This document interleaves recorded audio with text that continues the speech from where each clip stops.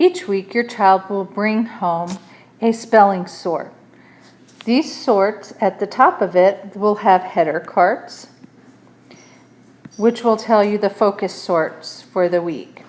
This one, for example, is sorting between the short vowel A and different ways to spell the long vowel A. Also, there are bold example words, guide words, on each list. When students come to my small group table for spelling instruction, I have a pre-cut set of cards for them. The students collaborate in small groups to read the words, and we discuss what the words mean and use them in the context of a sentence. Then, together, we sort the words. In this case, we first notice that all of the words have a vowel sound with the letter A in them. But we notice some of them have a short vowel A sound, and some have a long vowel A sound. And that's where we start our discussion. Then I will introduce the headers for this week's sort. If you notice, this one is the symbol for a short vowel sound, which is a brief. These ones with the straight lines above it, those are called macrons, and that symbolizes a long vowel sound. Also, you'll see CVC. C stands for consonant, V stands for vowel. So we're looking at the patterns within words as we're discussing our sorts.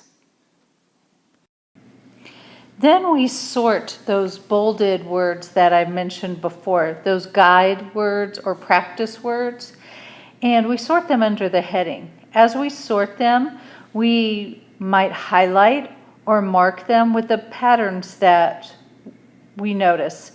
For example, here we've marked them with consonant, vowel, consonant, and this one right here we marked with that consonant, vowel, consonant, silent E symbol. Coding these words helps us draw attention to the patterns within the words. Oftentimes with our sorts, there are what's called an oddball word.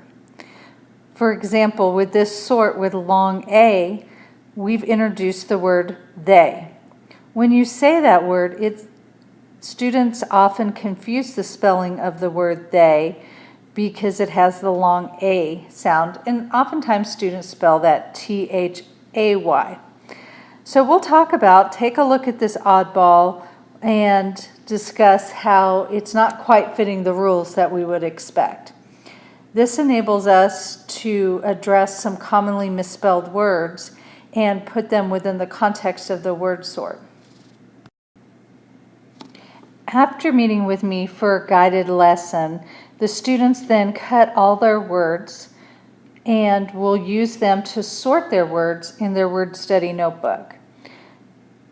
If you would like to take a look at the students' word study notebook, it is in their 3-ring binder. However, please make sure that you put it back in there because we do need it for practice at school. Well, that is just a brief overview of our spelling program and how we practice it at school. If you have any questions about spelling, please make sure to check out our class website or feel free to give me a call or email me. Happy spelling!